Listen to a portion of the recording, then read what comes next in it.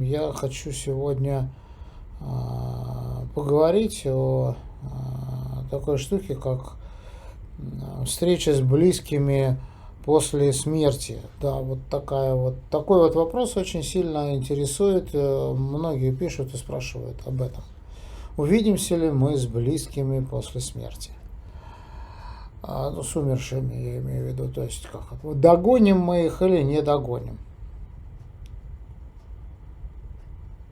Поэтому я хотел сегодня об этом поговорить, рассказать свое мнение и, в общем-то, ответить, наверное, на многие вопросы, которые поступают, чтобы я каждому не отвечал, потому что написать «нет», обидно, написать «да», непонятно.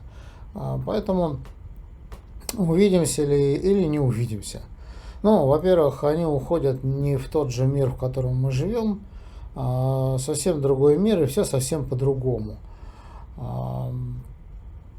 Там не существует вот этих вот близких отношений, которые существуют здесь.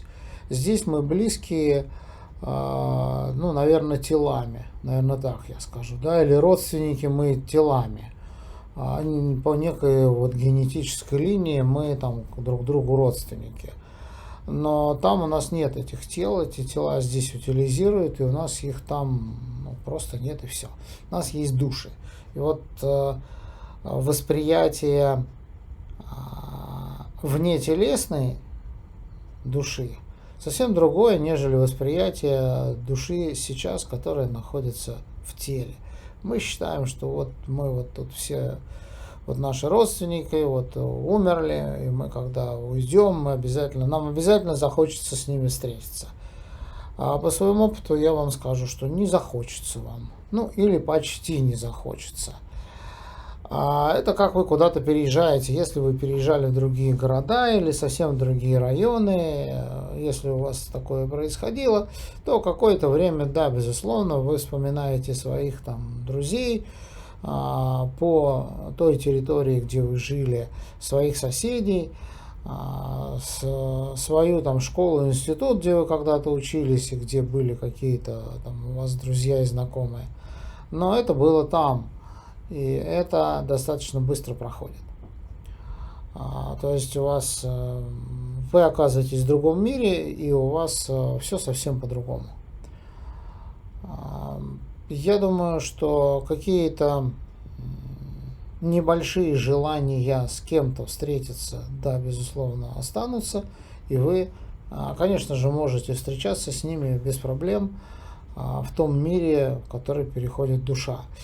Вся загвоздка только в том, что не все души попадают в один и тот же мир. То есть ни в один дом, ни на одну лестничную площадку попадают души, чтобы вы с ними общались. После смерти вы встречались с родственниками. Вот. Здесь тема очень обширная, и в моем понимании, по моему опыту, как мне это показали, как я это видел, родственники, те, которые оплакивали меня после клинической смерти, они не являлись каким-то якорем для моей души. Здесь вот остаться, здесь обязательно с ними.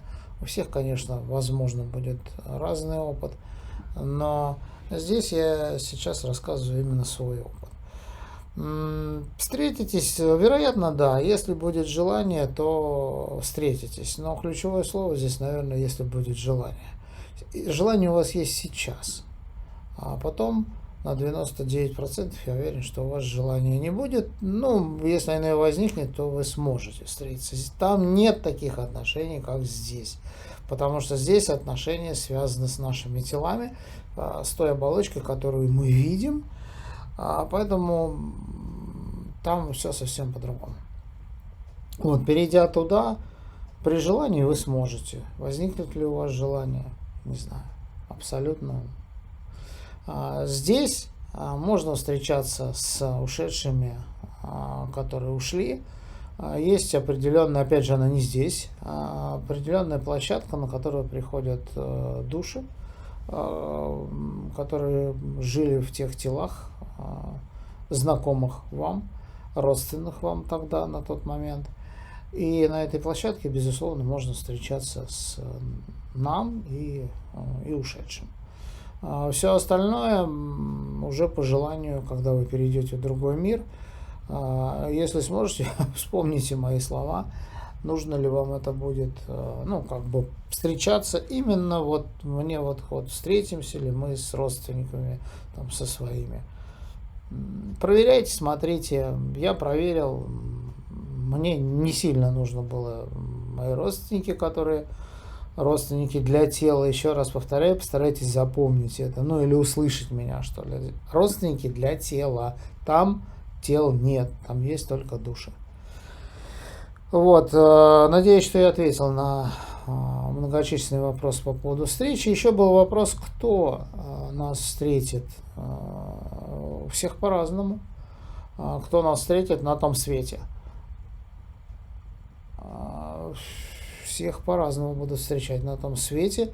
Если вы находитесь плотно в каком-нибудь эгрегоре, который вас поставил, ну, в свое, так сказать, в свои рамки, то вас, вероятнее всего, встретит какой-то там эгрегор. Ну, то есть представитель этого эгрегора, и вы никуда не уйдете, а так и будете в эгрегоре, но только в другом мире, что ли, в другом измерении. То есть вам не дадут свободы, вы будете, ну, то, что вы выбрали, то и будет. Наверняка будет так. А если вы свободны от всяких умозаключений, то вы там тоже будете свободны, и вы можете перемещаться куда угодно, но у вас будет единая цель – прийти к первоисточнику, из которого вы вышли, или скорее выйдя, пришли сюда, в наш мир. Поэтому тоже все абсолютно индивидуально. И кто нас встретит, когда мы умрем на том свете, невозможно какую-то одну вывести составляющую и сказать, вот вас встретит там Бог, да. У каждого свой Бог. Вероятно, он может и вас встретить, у кого-то Бог внутри него. И кто его тогда встретит, да, то есть здесь все очень индивидуально. Друзья мои, давайте вот я сейчас отвечу на ваши вопросы. Если они у вас есть, пишите, я поотвечаю. И сегодня не буду вас сильно утомлять своим присутствием. Вот мне написали, слушайте, приворот это опасно. Слушайте, а для кого он опасно? Уточните, пожалуйста, для кого вы имеете в виду опасно? Ваш вопрос мне не совсем понятен. Напишите мне более развернутый, наверное, свой вопрос, и я постараюсь вам ответить. Если какие-то вопросы есть, пишите, постараюсь на них ответить. Пишите сейчас, потому что, к сожалению, нет связи. Не знаю. Благодарю, Дмитрий. Нет связи. Что значит нет связи? Вы меня не слышите, не видите? Что значит нет связи?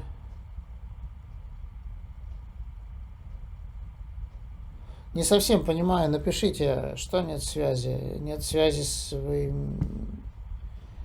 Задавайте вопросы, потому что обычно под самый конец начинают заваливать вопросами, а еще чаще после эфира начинают писать личные сообщения.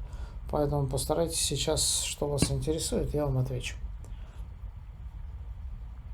И уточните те два вопроса, на которые я не могу ответить, не понимаю. Нет связи, благодарю, Дмитрий. Что нет связи, непонятно. И приворот это опасно? Тоже вопрос. Опасно для кого? Для того, кто делает, для того, на кого делают. Не совсем понятно. Вообще любое действие, связанное с воздействием против воли, оно не есть хорошо.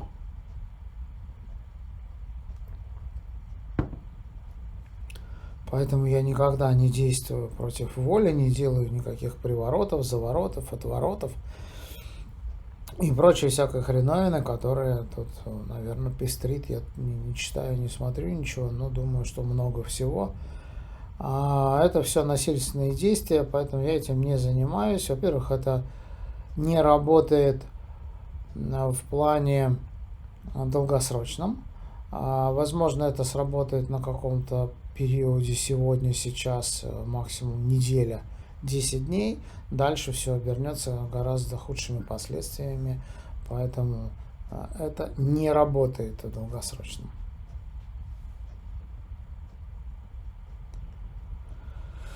Так, почитаю вопрос. Здравствуйте. То есть, во что веришь, те и встречают после смерти тела?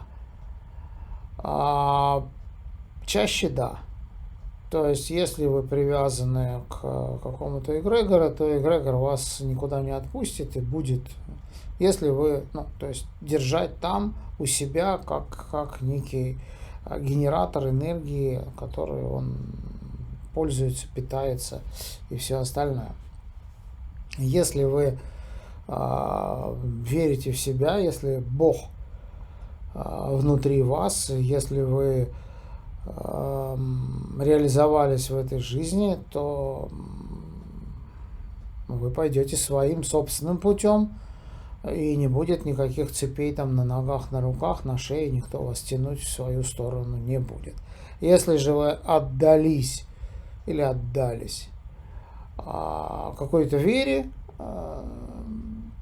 то вот в этой вере вас постараются в эту веру и затащить, то есть в ней же и содержать.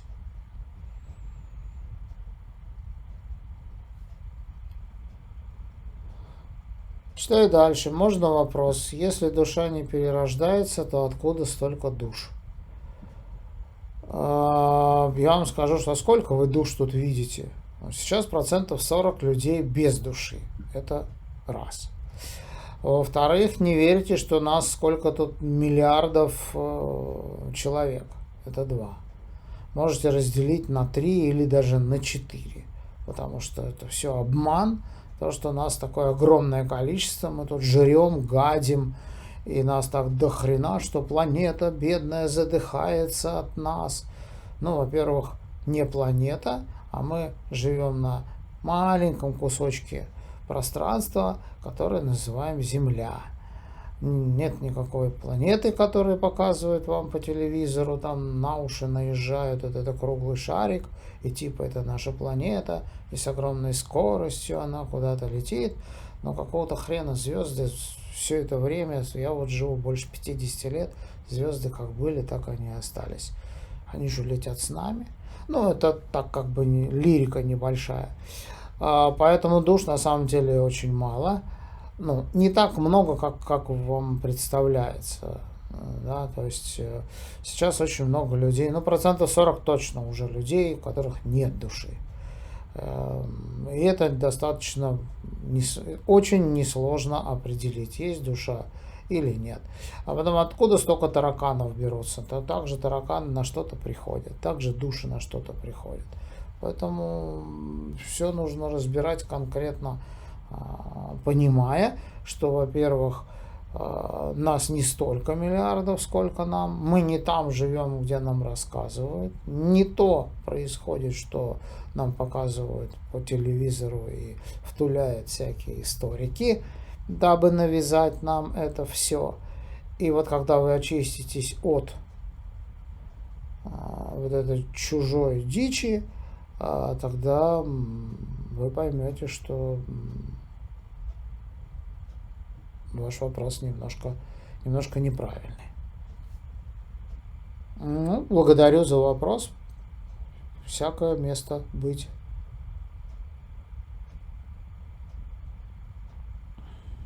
Спасибо за ответ. Благо и вам дарю. Спасать вас не буду. Спасибо, это спаси Боже. Я не Боже, спасать вас не буду. А благо вам подарю за то, что написали и задали вопрос. во что верите, туда и попадете. Ну, по крайней мере, вас попытаются там поймать вот эти персонажи, которым вы сейчас которым вы сейчас отданы. Если вы отданы себе, то вы своим путем дальше и пойдете. Если кому-то, и у вас нет ничего внутри, то, безусловно, вы пойдете туда, кто вас поймал. Зара, спасибо. Зара, благодарю за вопрос. По душам, по количеству душ. Здесь немножко вот надо вам понять, немножко мировоззрение подправить. Их не так много. Сейчас конструкции наши создаются даже кем-то, а душ на всех, безусловно, не хватает, потому что те, кто создает наши конструкции, не может создавать души, потому что создание души не входит, так скажем. Они это не умеют.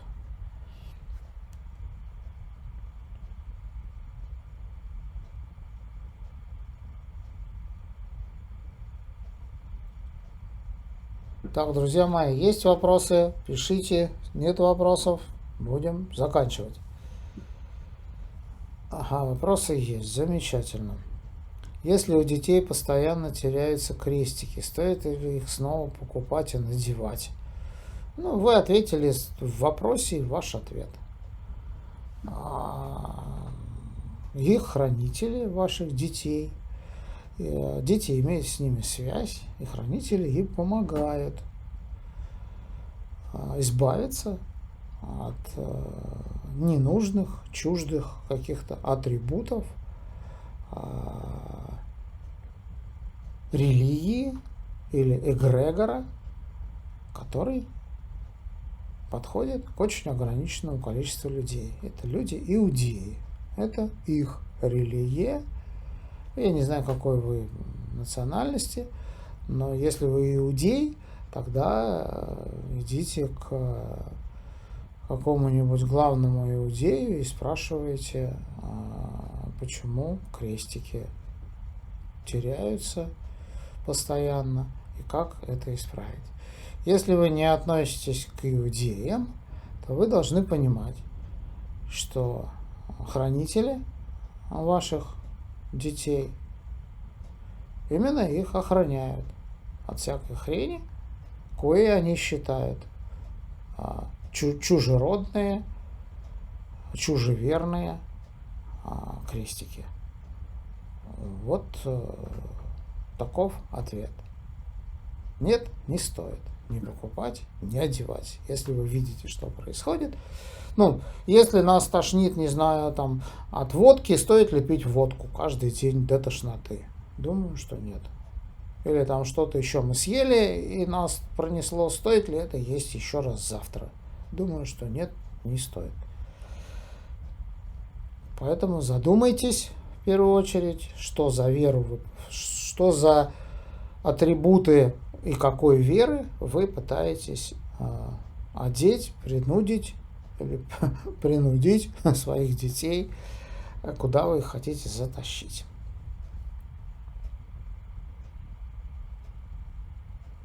О, здравствуйте, Аксинья. Здравствуйте, здравствуйте. Вот и Вера пришла. Здравствуйте, здравствуйте всем. Поэтому смотрите, не портите детей. Благодарю. Благо принимаю. О, как здорово. Благо принимаю.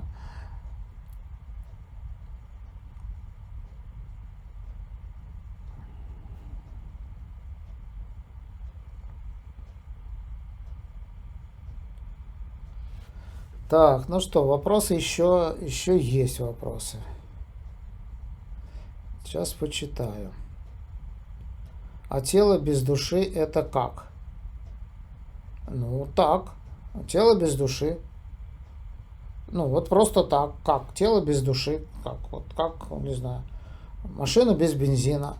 Или там, не знаю, еще кто-то там, ну, без души. Вот как? Ну, это же две разные конструкции. Здесь у нас создается конструкция, причем ни отец, ни мать особо никакой роли в этом не играют. у них стоит программа, ну, у нас стоит программа для совокупления обязанности продолжения рода, которая несет в себе кучу проблем, переживаний, горести, геморроя и всего остального. Вот эта программа нас заставляет с вами совокупляться для продолжения рода. Совокупились, все, больше мы ничего не делаем. Все остальное делает ваша матка, которая к вам отношения особо тоже не имеет. Вы просто как донор энергии кормите, плод развивается без вашего участия абсолютно. Ну, конечно, если вы это не губите его бухлом там или чем-то еще. Вот. Дальше получается или не получается какая-то конструкция. Сейчас эти конструкции, то есть, ну, люди, я их называю конструкции, ну, вот я не знаю, как хотите назовите, мне почему-то больше нравится конструкция. Сейчас конструкции все меньше и меньше получается, потому что мы, ну, исчерпали свой ресурс. Женщины все меньше и меньше могут родить. Вот. Ну, об этом не сейчас. Дальше получилось какое-то тело, да, родился, как мы называем, младенец. И абсолютно не обязательно, что в этом младенце будет душа. Абсолютно не обязательно. Такие же нехитрые штуки, как младенцы, сейчас, вероятно, делают как-то их специально в каких-то других условиях. Сейчас очень много людей, понаблюдайте, они без души. Вот, ну, у них нет души. Что такое душа применительно к телу? Душа – это некий генератор каких-то идей, каких-то действий, каких-то, не знаю, открытий, каких-то построений чего-то, любви какой-то, вот, ну, много-много-много всего. Что мы делаем? Мы становимся там какими-то или художниками, или супер там еще кем-то, или музыкантами, или хорошо рисуем, или какие-то делаем великие открытия, или не очень великие, но открытия. Вот это делает душа, находясь в нашем теле. Но огромное количество людей, которые ничего не делают, абсолютно тупо ходят с 8 до 5, в пятницу, там, не знаю, пиво, и один раз в год на море. А разговаривать о чем-то они отвечают односложно, вот живут в какой-то своей норе, ну, являются неким просто генератором с той энергии, которая с них сливает, для чего они были сюда принесены. Вот. Поэтому вот так без души. Я думала, что душа выходит после смерти. Если она есть, то да. Если есть, то она выходит после смерти. Моя после смерти сразу свалила и посмотрела на всю эту хрень, на себя. Ну, то есть на себя, не на себя, а на свое тело, в котором она была. И пошла дальше в недоумении, что-нибудь там плачет, что-то тут переживает.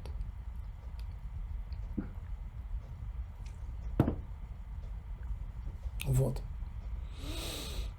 Добрый день, самый лучший учитель. Благодарю. Благодарю, Вера, благодарю. Благодарю. Так.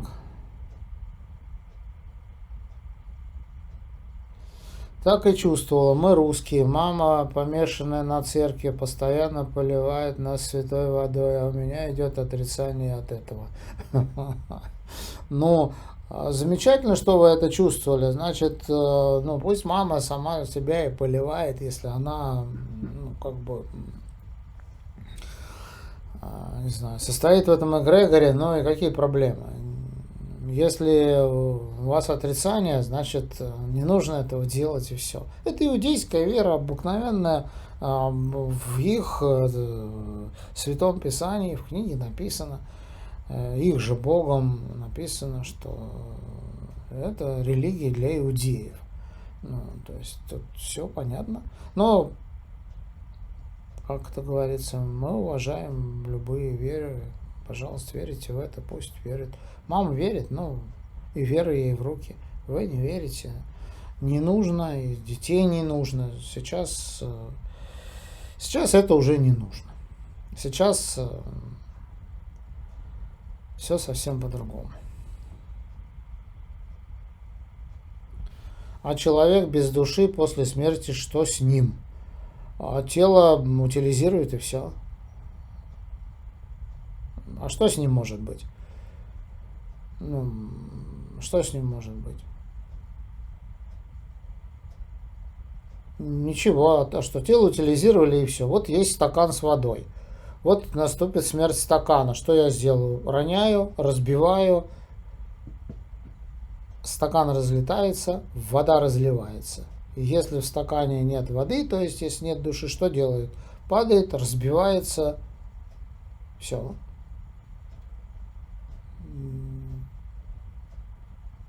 Что с ним? Ничего.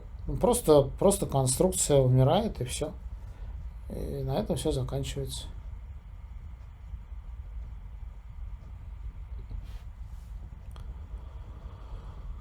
Так, Аксинья спрашивает, приходилось ли вам когда-либо взаимодействовать с иными цивилизациями, с инопланетянами? Мы с ними взаимодействуем каждый день. И так как мы живем на отдельном участке земли, вот такая вот у нас земля, а здесь куча, ну то есть мы кусочек у нашей земли.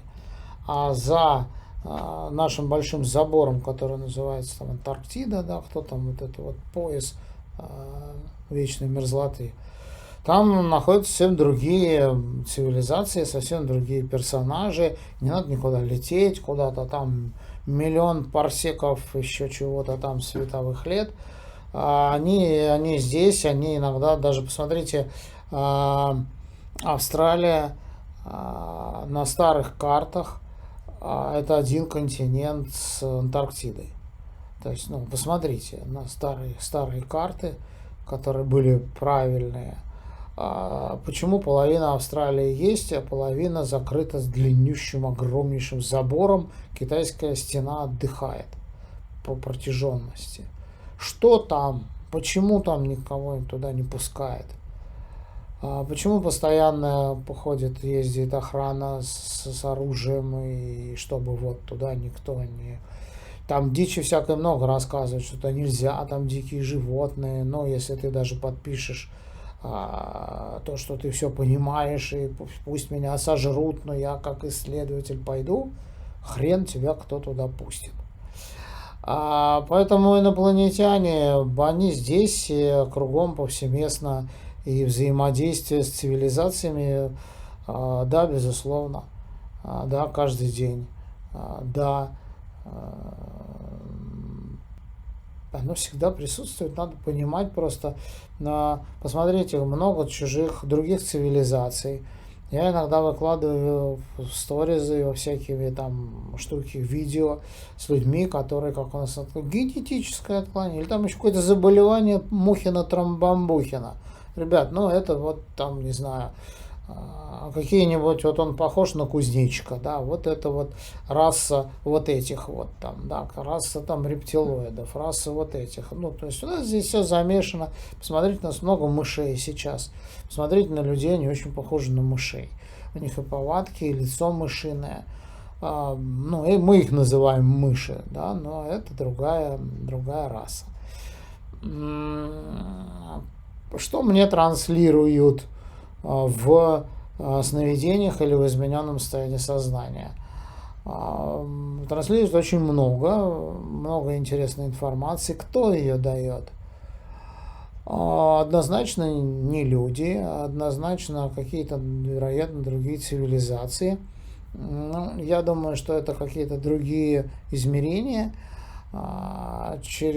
из которых вещают мне информацию. Ну, не только мне, другим людям, вот и вам тоже, вероятно, рассказывают об этом.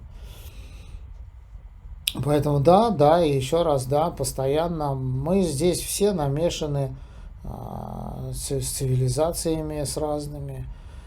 И это не говорит о том, что вот это тарелки, вот это инопланетяне. Да нет, это не инопланетяне. Мы живем как огромная территория, плоская, с сотами. Мы живем на маленькой. Вокруг нас мы просто не знаем и не видим. Никого не выпустят никогда за этот ледяной барьер. Никогда. Это ничья территория, никто на нее никогда не попадает, кроме, конечно, там отдельных каких-то высокопоставленных персонажей. Почему нас туда не пускают? Что там происходит? Почему так? Почему мы не можем туда попасть? Почему мы ничего не видим здесь и никто не летает в космос? Это все обман, дичь и все прочее. Потому что над нами купол. Для чего? Чтобы мы отсюда не свалили и не развивались, и вот. Что почему мы видим тарелки? Ну, потому что откуда-то из-за высокий забор, мы не знаем, кто там живет. Из-за забора вот он раз перепрыгнул этот, ну, просто не успел затормозить, скажем, да. Вот они и совсем другие цивилизации. Инопланетяне, да их тут полно, этих инопланетяне, их несложно. Но они не являются инопланетными. Планеты, это нам опять задурили голову. Это опять огромный обман, что где-то на других планетах и кто-то там. Да вон они за забором живут.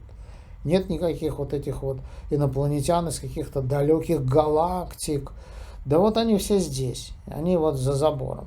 Вероятно, кто-то, может быть, и прилетал сюда из этих далеких галактик, но мы живем на маленьком-маленьком кусочке Земли, огромное количество Земли вокруг нас, и мы не знаем, кто там. Вот они как раз и там. Вот там все эти персонажи. Здесь куча всяких генетических экспериментов. Мы были и большие, и маленькие, и с одними глазами, и с крыльями, в смысле с одним глазом, и с крыльями, и гномы, да у кого здесь только не было. И вот сейчас, 250 лет назад, наскоро нас сделали вот эту конструкцию, которую мы сейчас имеем. Очень такая неправильно, нехорошо собранная. Поэтому да, еще раз да. Взаимодействовать, да. Но хочу вам сказать еще одну очень интересную штуку. Я замечаю сейчас по медиумам, по людям, по ученикам, которых я обучаю, есть у меня курс «Шаманское погружение», я даю за 2 месяца профессию целителя. Я замечаю, что и мои ученики тоже, кто проявляет способности медиума, часто попадают в информационное поле определенных сущностей, которые просто как там, новости запустили, вот эту дичь они им рассказывают, то, чего не существует. То есть пропаганда. Кто это делает? Кто-то управляет этими сущностями для того, чтобы пропагандировать, так же как телевизор, это механизм для зомбирования, также и сущности. Проверяйте, пожалуйста, кто выходит с вами на связь, пытается с вами взаимодействовать. Это другая цивилизация или какие-то инопланетяне. Вот эти великие слова нас всегда коленом преклоняют, и мы думаем, что вау, какой я крутой, со мной другая цивилизация хочет поговорить. Без этого... Это тоже имеет место быть, но без коленопреклонения постарайтесь определить, кто ты. Кто ты? Покажи мне, расскажи, кто ты. Проявись. Ответь мне вот на эти вопросы. То есть проверьте, пожалуйста, сначала на вшивость. Когда вы проверите некое информационное поле на вшивость, тогда, более-менее будет у вас доверие той информации или недоверие той дичи, которую они пытаются вам забить в голову, и вот. Поэтому, да, инопланетяне и цивилизации, все, да, пожалуйста, только проверяйте.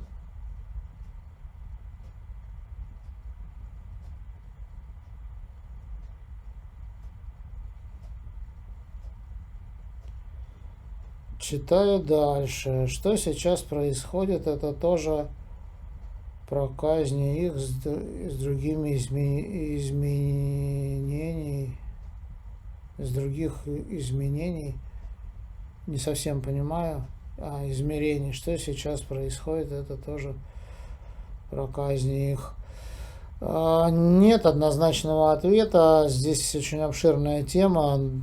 Я могу вам ответить, но вы можете быть на другой волне и примете это немного или много неправильно.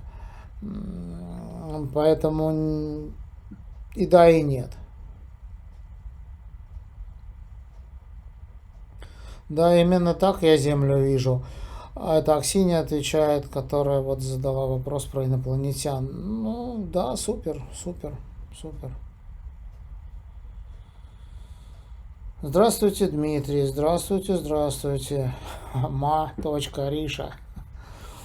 Точка Марина. Марина, ну как-то, ну ладно, про ХДЯ, про написание. Дмитрий, читаете ли вы молитвы и какие? Нет, конечно, зачем мне молитва? Что такое молитва? Это халява, которая ты молишься, дай мне здоровье, дай мне счастье, дай мне денег. Ну, также молитва. Я не состою ни в каком эгрегоре, ни в иудейском, который вы называете христианская церковь. А молитва это халява, которая делать ничего не надо. Бухаю я и молюсь, там, дай мне денег или там, дай мне здоровье. Вот. Ну, а что бы не бухать и не молиться? Я все-таки думаю, что сначала надо перестать бухать, никому ничего тут не молиться, не ждать, что-то тебе тут на голову придет. Он тебе сейчас как придет, как насует, полные руки тебе денег, полное тело здоровья. И вот. Ну нет же, правда. Вы же поймите, что такое молитва. Молитва это некая штука, которая отстраняет вас от действий. Проще же молиться, чем что-то делать. То есть действие, проявлять какое-то действие. Вот мы там, дай нам, не знаю, семью согласие.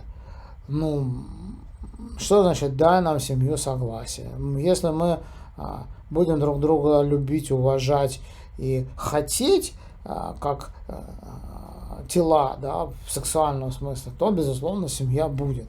А если мы друг друга ни во что не ставим после того, как наш химоз сексуальный закончился, вот этот вот, как его называют, там,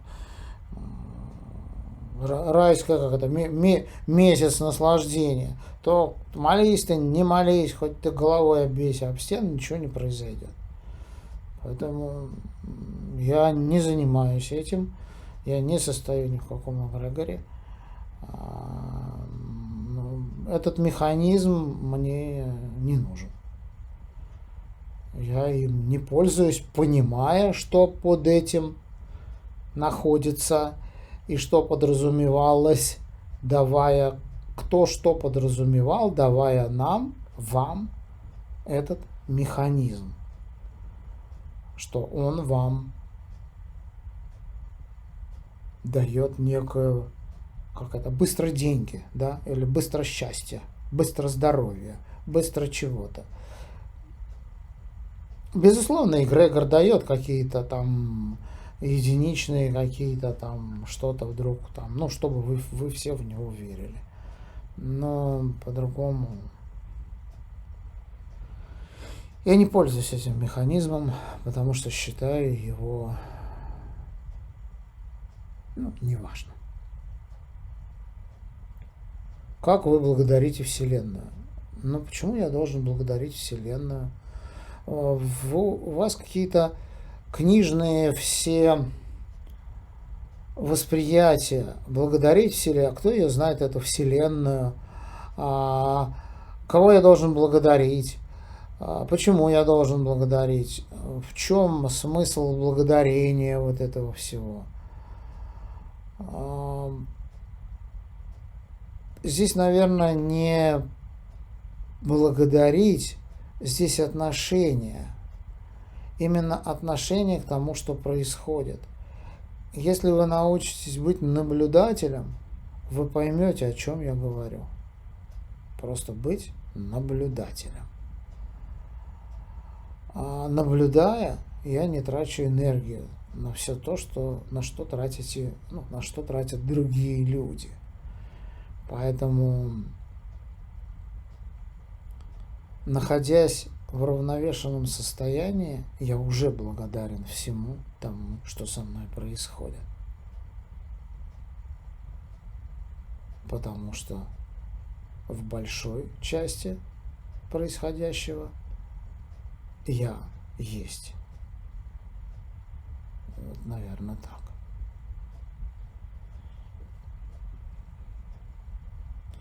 Благодарю вас за ответ. Благо принимаю. Благо принимаю.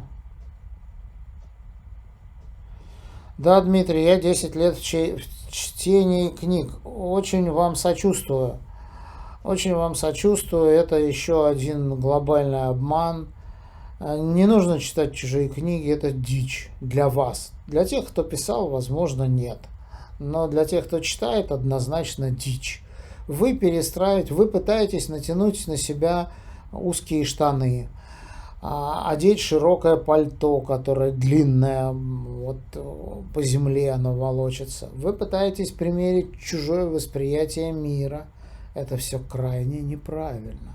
У вас есть своя информация, у вас есть свой Бог внутри вас, и вы должны развиваться, вы должны быть именно Маришей, а не, обчитавшись кого-то, быть кем-то. Кем-то он уже стал, и вы им никогда не станете.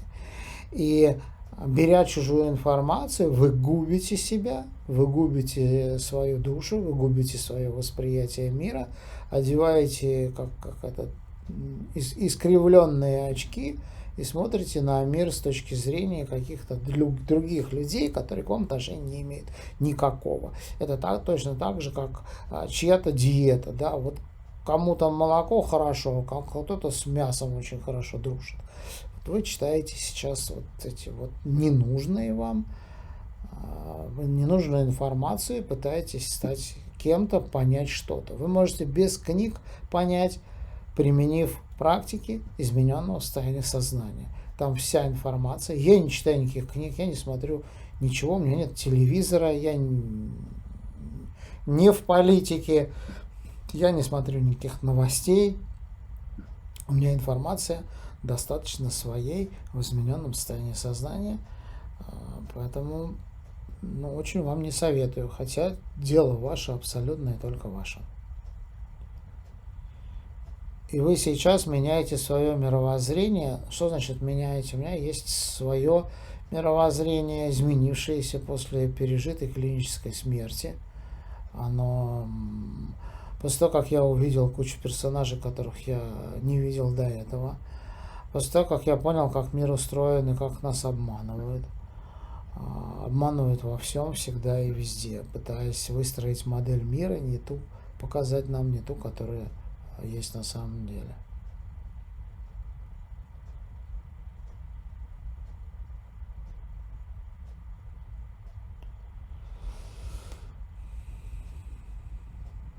Очень много денег ушло на книги. Вот ваш путь. Я не обсуждаю это ваш путь. Что вам дало это? Посмотрите, как дебет с кредитом подбейте и посмотрите, что. Здесь есть много разных пунктов, которые можно рассмотреть, понять, увидеть. Смотрите просто их и все.